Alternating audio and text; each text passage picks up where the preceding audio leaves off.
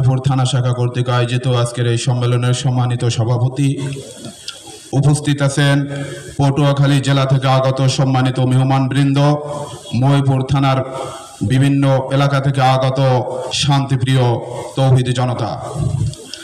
আপনারা জানেন 5 তারিখে খুনি হাসিনা পালিয়ে যাওয়ার পর বাংলাদেশের মানুষ দুইটা ভাগে ভাগ হয়েছে।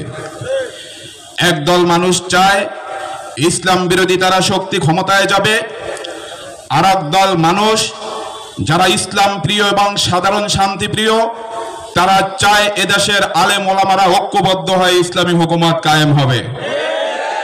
তারই ধারাবাহিকতায় পীর সাহেব চরমনাই রহমাতুল্লাহ আমাদেরকে আশ্বস্ত করেছিল বাংলাদেশের দক্ষিণ অঞ্চল থেকে ইসলামী হুকুমতের জোয়ার হবে। পীর সাহেব চরমনাই রহমাতুল্লাহর সেই দোয়া আমরা মনে করি এখন তার প্রতিফলন দেখতে পাইতেছে, ঠিক কিনা বলেন? আওয়ামী লীগ সরকার বিগত 16 বছর মানুষদেরকে বাকরুদ্ধ করেছিল, আমরা ইসলামের পক্ষে শান্তির পক্ষে কথা বলতে পারি না, ঠিক কিনা বলেন? এই সরকার পালিয়ে যাওয়ার পর আবার বিএনপি তাদের সেই আওয়ামী লীগের প্রেতাত্মার মতো মানুষদের উপরে জুলুম নির্যাতন শুরু করেছিল। আমি বলবো এই মঞ্চ থেকেই এবিএম মোশাররফ হোসেন সাহেব বলেছিল তার কর্মীদের উপরে বিগত 17 বছর কি কি নির্যাতন হয়েছে। তাকে বলবো আপনি ঢাকায় থাকেন, আপনি জানেন না কলাপাড়ায় আপনার কর্মীরা এখন কি সন্ত্রাসী করে। আপনি জানেন না বাসস্ট্যান্ড সহ সাধারণ মানুষের কাছে চাঁদা দাবি করা হয়। এই 5 তারিখের পর থেকে আমাদের এই দক্ষিণবঙ্গের নেতা মুফতি হাবিবুর রহমান হাওলাদারের হস্তক্ষেপের কারণে এই চাঁদাবাজরা মাথা তুলতে পারে না, ঠিক কিনা বলেন? দিন রাত আপ্রাণ চেষ্টা করে সাধারণ মানুষের কাছে গিয়ে তাদেরকে আশ্বস্ত করে তাদের এই সন্ত্রাসী চাঁদাবাজি বন্ধ করেছে, ঠিক কিনা বলেন? আমরা শুনেছি এখনো গোপনে গোপনে মানুষদেরকে হুমকি দেওয়া হয়, কাকেও জমিতে হাল চাষ করতে দেওয়া হয় না, কাকেও বাড়িতে থাকতে দেওয়া হবে না, এরকম হুমকি দেওয়া হয়। সংগ্রামী তৌহিদি জনতা, আমরা হাবিব ভাইয়ের সাথে ঐক্যবদ্ধ থেকে এই জালিমদেরকেও ক্ষমতায় যেতে দেব না, ঠিক কিনা বলেন? আগামী সংসদ হবে কোরআনের সংসদ, সংসদে কোরআন চাই, আর কোন দাবি নাই।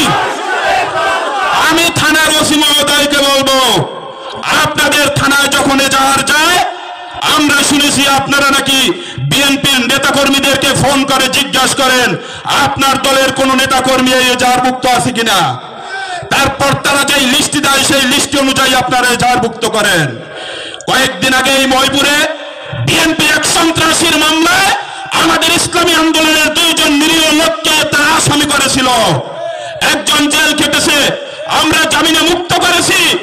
আমরা বলবো আগামী দিনগুলোতে আপনাদের থানায় যদি রাজনৈতিক কোন এজাহার হয়, আমাদের মুফতি হাবিবুর রহমানকে না জানিয়ে এই দলের কোন নিরীহ কর্মী, কোন জনসাধারণকে যদি আপনারা আসামি করেন, আমরা থানায় ঘেরাও কর্মসূচি দেব। এই দক্ষিণ বাংলা থেকে আমরা সন্ত্রাসীদেরকে উৎখাত করব। সংগ্রামী তৌহিদি জনতা, মির্জা ফখরুল ইসলাম আলমগীর বলেছে দেশে মৌলবাদরা ক্ষমতায় যেতে পারবে না। আলমগীর সাহেবকে বলবো আপনি জানেন না বাংলাদেশের মৌলবাদরা যদি প্রসাব করে দেয় আপনার মতো নাস্তিক ভেসে যাবে। এজন্য আগামী দিনগুলোতে ইসলামী হুকুমত কায়েমের জন্য আমি চাই ময়পুর থানা থেকে জানবাস 100 যুবক যারা আগামী নির্বাচনে ভোট পিটিয়ে যদি কেউ ক্ষমতায় যাইতে চায় জীবন দিয়ে দেওয়ার রক্ষা করবো। কে কে রাজি আছেন? দাঁড়িয়ে যান, দাঁড়িয়ে যান। নারায়ে তাকবীর। এই সারা বাংলায় শুনতে পাই এই যোগ্য নেতা পাইছি ভাই। হাবিব ভাই এগিয়ে চলো, হাবিব ভাই ভয় নাই। আমি আর একটা কথা বলবো, আপনারা জানেন স্বাধীনতার পর থেকে কলাপাড়ায় আওয়ামী লীগ ক্ষমতায় গিয়েছিল। বিগত 17 বছরে আওয়ামী লীগ জোর করে ভোট পিটিয়ে ডাকাতি করে হুমকি দিয়ে ক্ষমতায় গিয়েছিল। এই হুমকির মধ্যেও আমরা কলাপাড়ায় 3টা ইউনিয়নের চেয়ারম্যান হয়েছে, ঠিক কিনা বলেন? যদি সুষ্ঠুভাবে ভোট দিতে পারতো আমার মনে হয় কলাপাড়ার প্রত্যেকটা ইউনিয়নে হাত পাকা বিজয় লাভ করত। আমি গত পরশুদিন দেখেছি এক আলেম তার ফেসবুকে পোস্ট করেছে কলাপাড়া 14 আসনে নাকি পটুয়াখালী 4 আসনে নাকি বিএনপির ভোট বেশি। তাকে আমি বলবো এই বিএনপির দালালি বন্ধ করে, নয়তো তৌহিদ জনতা আপনার মতো আলেমের গালে জুতা মারবে। আমরা কোন দালাল আলেমকে পছন্দ করি না। কোন আলেম যদি ইসলামের বিরুদ্ধে দালালি করে তাদেরকে দাঁত ভাঙা জবাব দেব।